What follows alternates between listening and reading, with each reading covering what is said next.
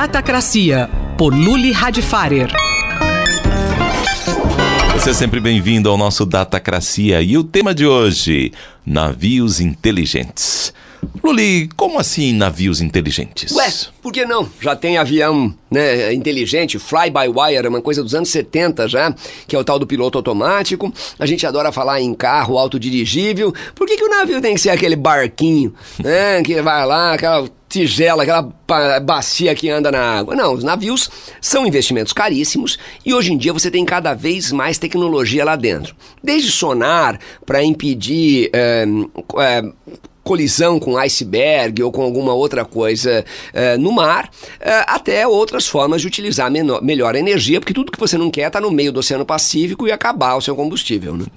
Um navio desses usa melhor as correntes marítimas? Sim, e ele também pode evitar maiores danos para o ecossistema. Quer dizer, se você tem navios mais eficientes ou navios mais baratos, né? Porque um navio custa uma fortuna, né? Um navio, na verdade, é daquelas coisas que a gente sabe que existe, mas não presta muita atenção. Primeiro, o navio é muito caro. Segundo, desmontar um navio é um enorme problema ecológico. Tem alguns países muito pobres, como o Bangladesh, que se especializam em desmontar navio. E o próprio navio em si é um raio de um bicho poluente, né? E é que ele é enorme, ele está no meio do oceano, que é igualmente enorme, então a gente não presta muita atenção nele. Mas a tecnologia pode tornar esta ferramenta essencial para o comércio global cada vez mais eficiente. Mas isso pode aumentar ainda mais o tráfego nos oceanos? Sim, mas a real é que a maior parte das vezes a gente projeta o futuro pensando no presente e seguindo em linha reta. Se eu tiver um futuro com mais navios, exatamente como os navios são hoje, sim, eu tenho um problema danado. Na verdade, vou ter mais mancha de óleo, vou ter mais sujeira, mais poluição. Mas o navio inteligente pode fazer coisas que o navio de hoje não faz. Como, por exemplo, ajudar a preservar a vida marítima lá dentro. Hoje em dia você só tem 2 navios. Aquele grande caminhão do mar que leva as coisas da China até o Brasil e aqueles barquinhos de cientista ou do Greenpeace que vão lá protestar e fazer alguma coisa. Existe um meio do caminho que pode ser usado e até hoje é muito pouco usado. Então esses navios inteligentes aí seriam faxineiros? Eles podem coletar o lixo do oceano, sim, não há nenhum trabalho, quer dizer, você criar umas rotas de navio bem no meio das grandes manchas de lixo e o navio ter um subsídio ou ganhar benefício de importação porque ele comprou... Imagina, do mesmo jeito que hoje você compra um produto, ele é orgânico, ou você compra um produto, ele é verde, você pode falar, olha, a compra desse produto ajudou a remover tantas toneladas de lixo do mar. Quer dizer, é muito fácil você montar um modelo de negócio que o navio também limpe o mar e também é possível um navio que fertilize parte do oceano. Porque cada vez mais a gente vem falando de fazendas submarinas, né? Afinal, claro, né? 3/4 do planeta é água, né? 3/4 do planeta é oceano. Então, como é que a gente consegue cultivar coisas que não sejam simplesmente peixes ali? E o navio pode tranquilamente carregar isso. Então, eu acredito que o navio, nos próximos anos, vai sofrer uma enorme mudança e vai ser uma mudança com enorme impacto para todos nós. Eu sou o Mário Santi e conversei com o professor da ECA, Luli Radfarer. Datacracia, por Luli Radfarer.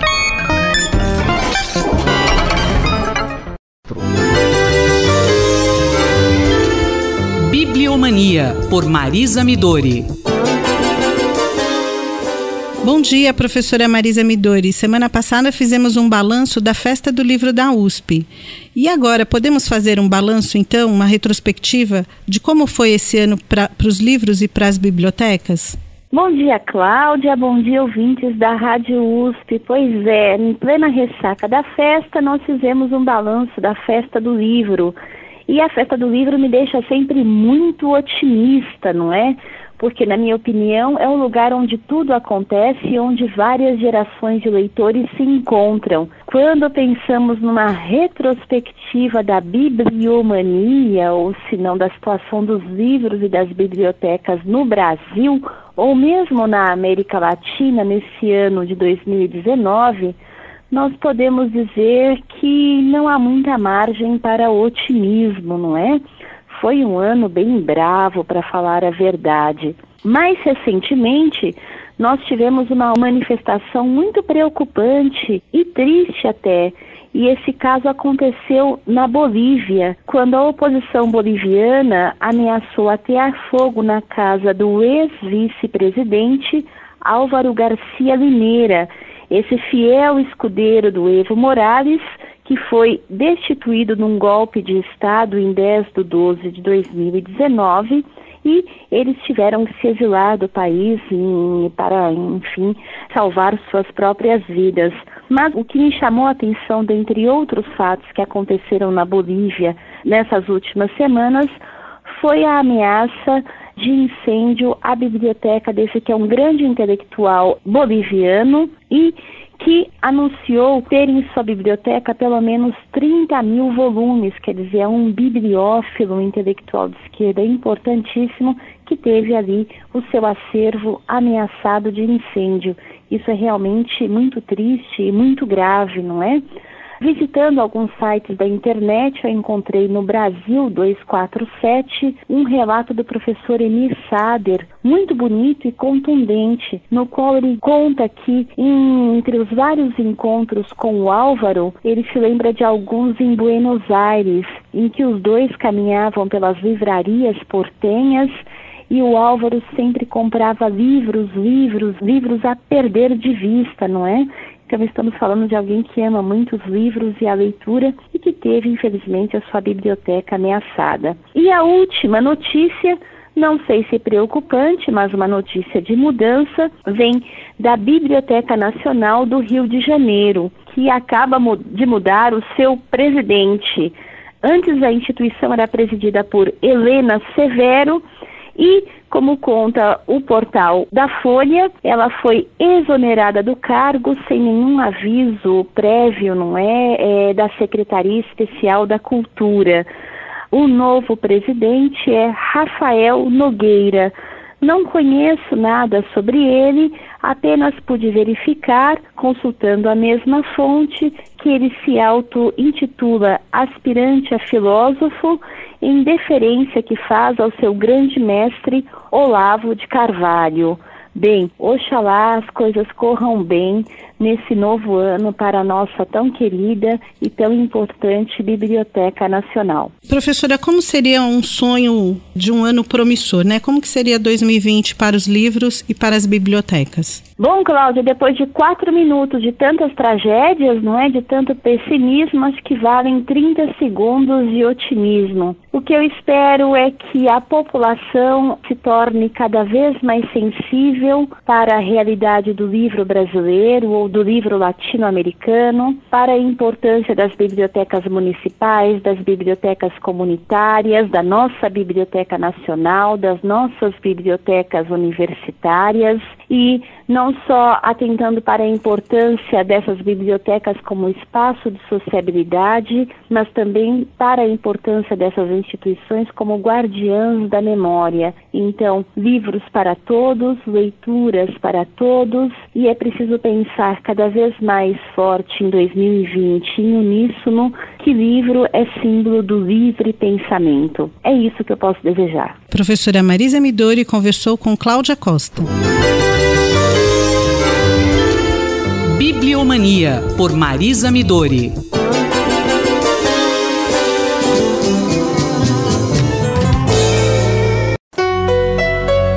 Entender estrelas, uma viagem pela astronomia, por João Steiner. Um estudo publicado na revista Nature relata a descoberta de um buraco negro estelar com uma massa tão grande que as atuais teorias têm dificuldade para explicar sua formação. Professor João Steiner, por que esse objeto desafia os cientistas? A única diferença é o tamanho dele? Bom, inicialmente eu acho que é interessante a gente lembrar que esse objeto, que é chamado de LB1, foi descoberto por um novo método que os cientistas chineses desenvolveram e que é o primeiro buraco negro que foi descoberto sem que fosse detectado primeiro a emissão de raio-x. Ele foi baseado estritamente em descobertas de estrelas com velocidade radial variável. Então é um novo método. E por esse método, então, tivemos uma surpresa, descobrir um buraco negro com 70 vezes a massa do Sol. Este valor é extremamente alto para a teoria da evolução das estrelas explicar. A teoria explica a formação de buracos negros até 25, 30 vezes a massa do Sol, mas não 70. Então há um desafio que nós não sabemos exatamente qual é a solução, mas nós sabemos agora que buracos negros de massa tão alta existem. De acordo com a teoria, um buraco negro com uma massa tão grande, na verdade, ele evoluiria para outra coisa. Sim, uma estrela com uma massa de 70, 80, 90 vezes a massa do Sol, inicialmente, ela ficaria tão quente no seu centro, no final da sua vida, que ela explodiria totalmente. Ela formaria uma supernova, mas não deixaria um objeto colapsado como um buraco negro. Ela explodiria totalmente porque a temperatura seria elevada demais para se formar um buraco negro. Agora nós vamos ter que descobrir uma forma de explicar como é que uma estrela tão grande assim pode implodir formando um buraco negro. Professor João Steiner, colunista da Rádio USP, conversou comigo, Luísa Caires. Entender Estrelas, uma viagem pela astronomia, por João Steiner.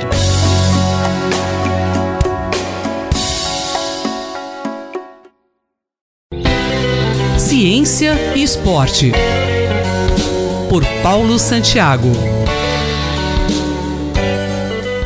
Professor Paulo, a Rússia foi banida por doping e estará fora dos Jogos Olímpicos de 2020, em Tóquio.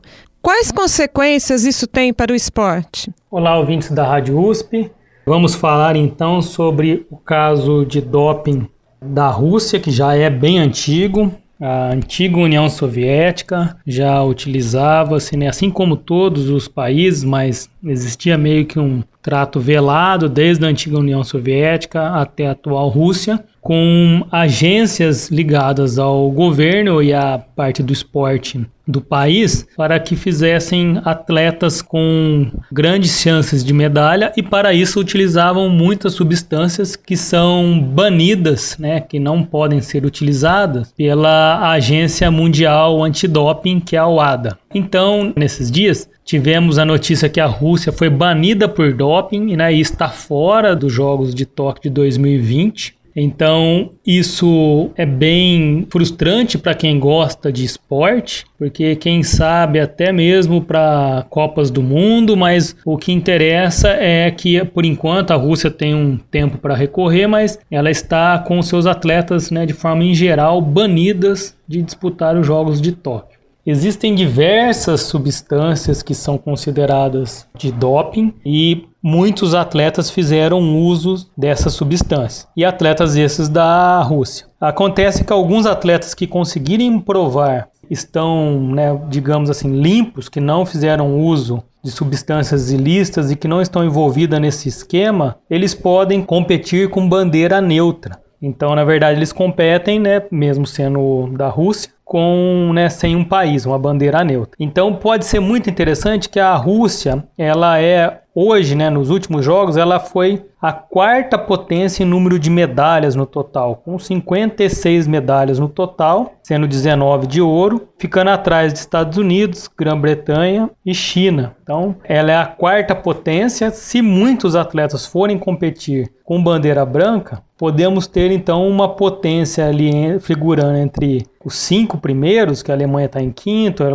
a Rússia pode até mesmo ficar em terceiro no lugar da China, ou a Grã-Bretanha cair. Então poderíamos ter uma grande potência nos jogos, que na verdade não é uma nação, um país, e sim representado por uma bandeira branca. Isso é bem triste para o esporte em geral, mas é a realidade e temos que ficar atento com esse novo cenário. E como está o atual cenário das substâncias proibidas? Houve mudanças?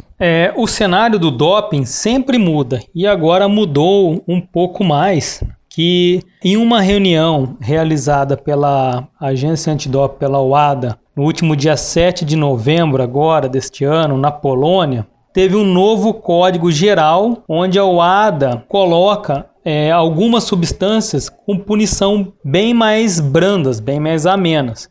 Entre essas substâncias que eram consideradas antes, então até os russos, né, alguns deles, se for o caso, poderão entrar com o efeito de ter uma punição menor e participar dos jogos, mesmo a Rússia tendo sido banida, por exemplo, o caso da cocaína e maconha. Antes, a punição, né, que era atual e que mudou, era de até 4 anos, podia chegar até 4 anos. E agora prevê uma suspensão bem menor, que prevê de 3 meses de suspensão. Isso é bem discutível porque, na verdade, muitos atletas não fazem uso de maconha e nem de cocaína para ter uma melhora de desempenho, e sim como um uso mesmo, como é o álcool e outras drogas consideradas aí como tabaco. Então isso daí é considerado que não coloca uma vantagem para o atleta, mas ela atinge uma certa conduta antidesportiva, mesmo na discussão aí no caso da cocaína. Então essas substâncias, né, como a cocaína e a maconha, tiveram alterações na regra. Agora as penas podem chegar aí a suspensão de 3 meses e não mais de até 4 anos como era antes. Obrigado e até a próxima coluna. Eu sou Rosimeire Talamone e nós acabamos de ouvir o professor Paulo Roberto Pereira Santiago, da Escola de Educação Física e Esporte da USP em Ribeirão Preto. Ciência e Esporte, por Paulo Santiago.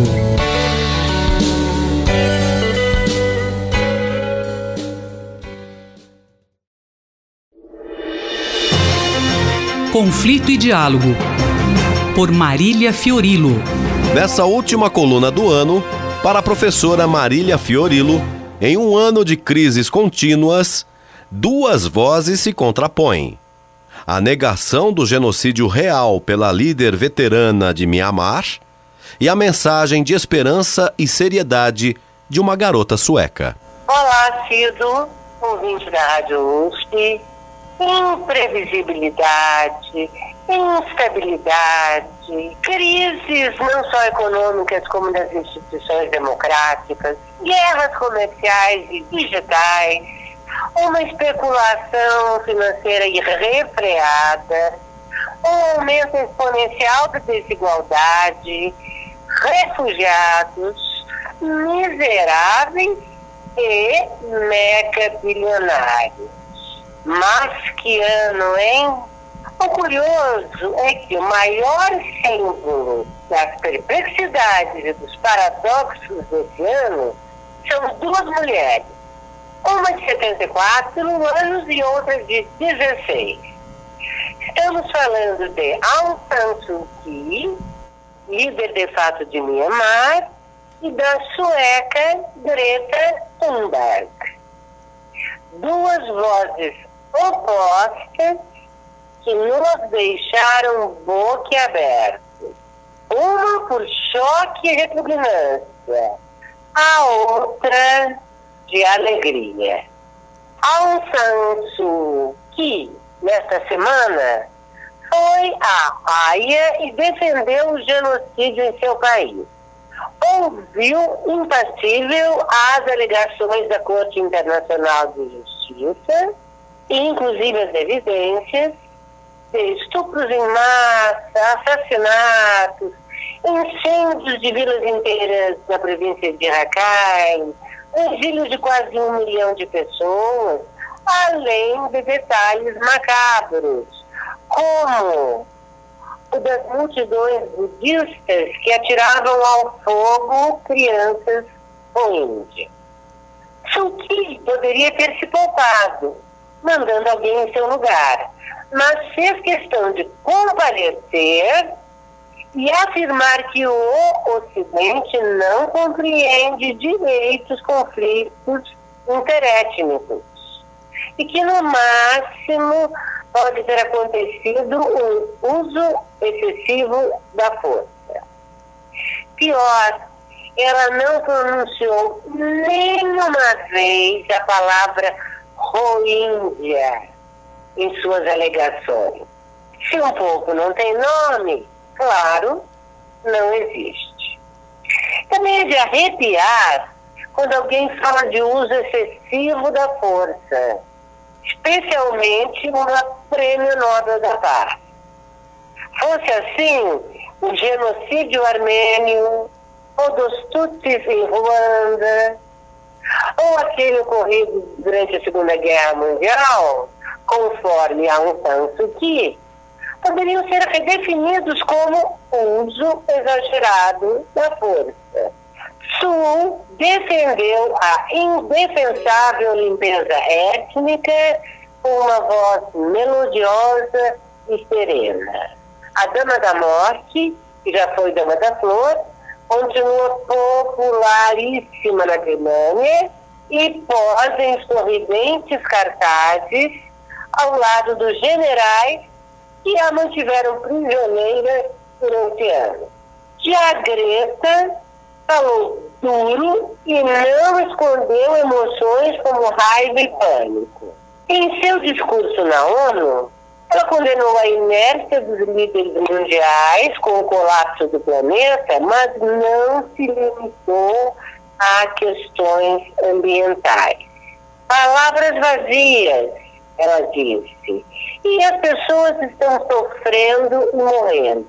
Estamos no início de um processo de extinção em massa e tudo que vocês conseguem fazer é falar e falar de dinheiro e nos empurrar contos de fadas sobre um eterno crescimento econômico. Como ousam? Foi a melhor frase do ano. Se a experiente Aung San Suu Kyi expõe o quão desprezível alguém pode ser, a garota Greta nos eleva ao patamar do amável e respeitável, da seriedade e, sobretudo, da esperança. Milhões de Gretas em 2020. Ou, pelo menos, que o ano nos seja mais leve. Obrigado, professora. Marília Fiorilo conversou comigo, Cido Tavares. Conflito e Diálogo, por Marília Fiorilo.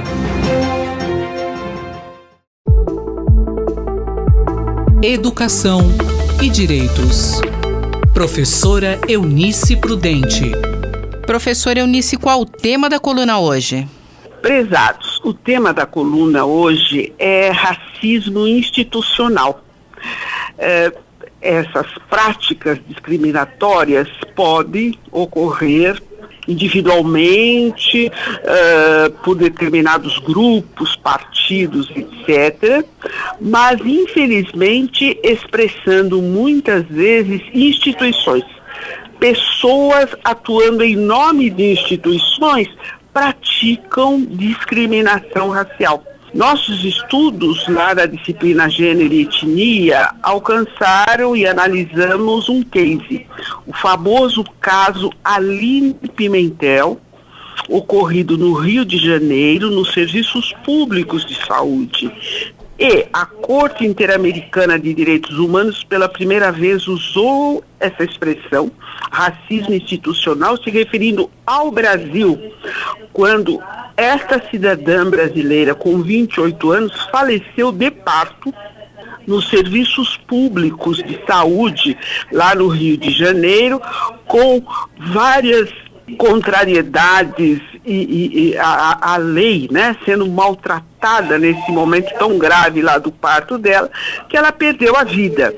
A família tentou aqui no nosso judiciário, pouco conseguiu, foi para organismos internacionais e lá Brasil condenado, e o case acabou ficando famoso nas pesquisas, mas é preciso, né, estancar o racismo institucional, pessoas que estão atuando, serviços de saúde, de educação, de segurança pública e praticando discriminação racial. Professora Eunice, são frequentes os casos de racismo institucional?